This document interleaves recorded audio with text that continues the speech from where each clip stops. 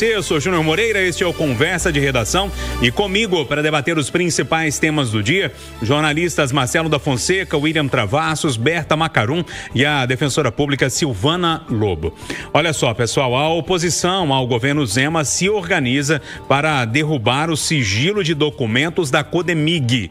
O governo decidiu impor sigilo a 13 documentos e gerou suspeitas de que o governo estaria escondendo informações sobre o valor da empresa envolvida no pagamento da dívida do Estado.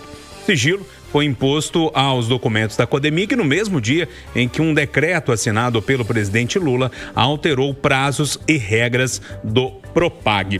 O Marcelo da Fonseca, eu sei que a editoria de política no itatiaia.com.br está acompanhando isso tudo de perto. Queria começar com você, até para deixar todo mundo na mesma página. Bom dia. Bom dia, Júnior. Bom dia, amigos do Conversa. Bom dia a todos os ouvintes. Então, Júnior, esse é um tema muito importante que diz respeito ao futuro de Minas Gerais, ao futuro das economias de Minas Gerais, né? Eu acho que é um tema que o governo Romeu Zema deveria estar tratando com mais cuidado até. O mesmo governador Romeu Zema que criticou tanto o governo Lula, né? Que falou que o sigilo no governo Lula é rotina, todos os documentos do governo Lula têm rotina de tantos anos, aqui em Minas nada, não tem isso. É muito curioso que no mesmo dia em que o presidente Lula assina um decreto autorizando o Estado a divulgar os números sobre suas estatais, o governador Romeu Zema, né, o governo autorize um sigilo de 15 anos em um documento tão importante. Para a gente entender de forma bem simples, é o seguinte: o governo de Minas tem uma dívida com a União de 170 bilhões. Para chegar num acordo para pagar essa dívida, foi lançado um programa, o Propag, que prevê que se você der um montante inicial para bater na dívida, você vai ter vários benefícios. O governo precisa de chegar a um valor de 34, 35 bilhões para ter direito a esses benefícios. Ele diminuiria essa dívida significativamente. E para conseguir chegar nesse valor, o que é que o governo Zema fez? A gente vai entregar nossas estatais. Nós temos a Codemig, nós temos a Codenge, nós temos a Copasa, nós temos a Semig e vários outros prédios também do Estado que foram colocados. E aí, o primeiro que avançou foi a Codemig. Só que para conseguir fazer esse processo avançar, a gente precisa entender qual que é o valor da Codemig. A gente precisa saber quanto que a gente vai entregar para o governo, né? Quanto que o governo do Zema vai abrir mão para poder saber o que mais que é necessário entregar. E como a Codemig já avançou, né? É o que está mais, como se diz, é o que está mais pronto para ser federalizado.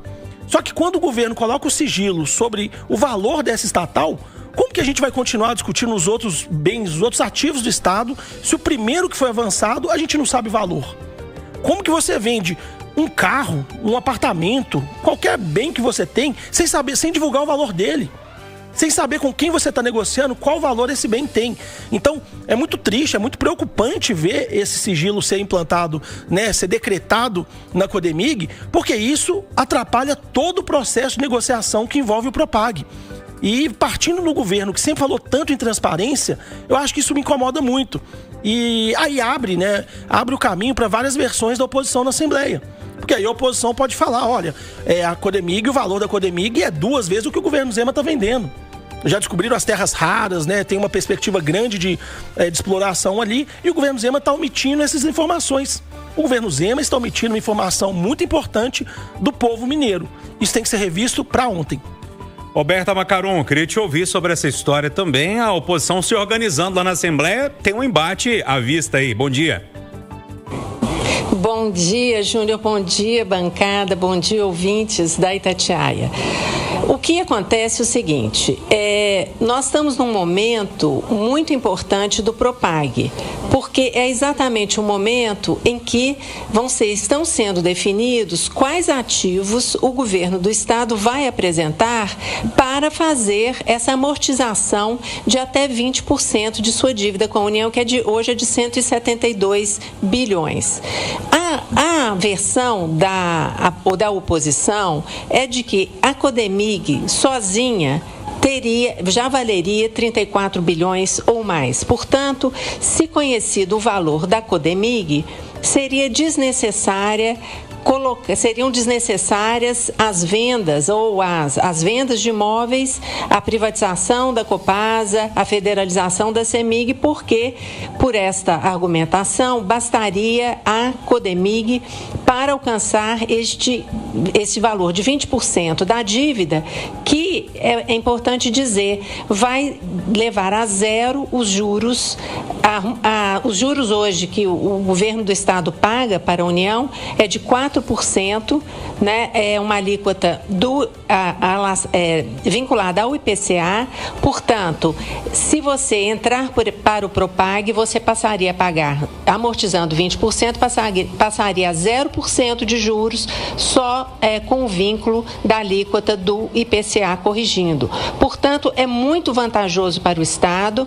Em 20 anos é prevista uma economia de em 30 anos é prevista uma economia de 300 bilhões de reais com adesão ao Propag em relação ao atual regime de recuperação fiscal, que é muito prejudicial para Minas Gerais. Portanto, neste momento, esse sigilo ele introduz um tipo de ruído que prejudica muito o andamento das negociações e articulações inclusive dentro da Assembleia, para a tramitação dos demais projetos. Não é? Neste momento, se de fato a oposição tem razão e a Codemig vale este montante, já não se justificaria mais nenhum tipo de privatização ou nenhum tipo de venda de imóveis para compor esses 20%. E um aspecto que eu acho que é muito importante dizer, que mesmo que o Estado não faça adesão ao Propag nesta faixa de amortização de 20%, em qualquer outra situação que o Estado faça essa adesão, é um programa mais vantajoso do que o atual desenho do regime de recuperação fiscal. Ô William Travassos, vamos lá, voltando ao nosso assunto aqui original do Conversa, pelo menos o primeiro tema, essa questão que envolve a oposição se movimentando para tentar tirar esse sigilo de documentos que o governador colocou sobre essa questão que envolve a Codemig. Bom dia para você. Bom dia, Júnior Moreira, bom dia, bancada, bom dia aos ouvintes da Itatiaia. Eu lembro de uma entrevista que nós abordamos aqui no Jornal da Manhã, com o Eustáquio e com a Cátia, onde o Zema participou, acho que do Roda Viva, e ele falava sobre as isenções, né? Porque lembra que eles iam abrir essas informações a respeito dos benefícios que as empresas recebiam aqui no estado de Minas Gerais, e ele falou o seguinte, olha, eu não vou abrir porque os outros estados da federação não estão abrindo essa informação. Ok. Isso, o vice-governador Matheus Simões falou que ia abrir essa informação, a Itatiaia cobrou várias vezes, o Marcelo cobrou várias vezes, isso tem uns 4 meses, depois o governo falou assim, olha, nós não vamos abrir essa informação. É uma questão estratégica, talvez, para não divulgar, né, que tipo de benefício nós estamos oferecendo a uma empresa para um outro estado chegar aqui e fazer uma contra-oferta, né, uma contraproposta, perdão, pode ser isso. Agora, em relação à Codemig, Zema, nada disso precisava. A gente não precisava desse desgaste agora, né? O que está por trás disso? O porquê não falar? O que mais me incomoda é o governo falar assim, não vamos falar porque é uma questão estratégica. Por quê, amigo? Por que você não vai dizer, né? O que tem nesse documento aí, ou nesses documentos, 12 documentos? Tem algum tipo de informação em relação às terras raras? Aí cria a possibilidade da teoria da conspiração, da dúvida, e a oposição aproveita isso e só desgasta o governo. E eu concordo com o Marcelo, quando o Zema fala sobre transparência, você sempre falou isso. Você fala que, por exemplo, se o sujeito entrar agora no portal da transparência, vai saber quantas vezes você usou o avião, para onde você foi, que forma que você gastou o dinheiro. Não é isso? Então, por que não abrir essa informação? E aí você tem que chegar para a população do estado de Minas Gerais e falar o seguinte, não vou abrir em função disso. Agora vai sofrer um desgaste desnecessário. E como é que você fala uma coisa de ser um cara transparente e por outro lado você segura a informação? Já não basta a história das isenções, que a gente não tem noção quem está ganhando o quê? E aí tudo bem, é uma estratégia em função dos outros estados. Quando todo mundo abrir essa caixa, você abre. E em relação a esses documentos desta avaliação, ou de qualquer outra coisa que tem ali que eu não tenho a menor ideia. Então eu acho desnecessário, né? É dar munição para o inimigo e não trazer transparência. Então, que tipo de postura é essa, Zema?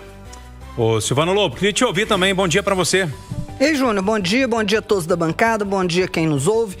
Ô, Júnior, a Codemig, né, a Companhia de Desenvolvimento Econômico de Minas Gerais, ela é titular aí dos direitos minerários de extração do nióbio. O nióbio é muito importante para uma liga leve para construção de baterias, né, para fazer baterias. Então isso é o futuro. Nós estamos aí com os carros elétricos, né, e etc e tal.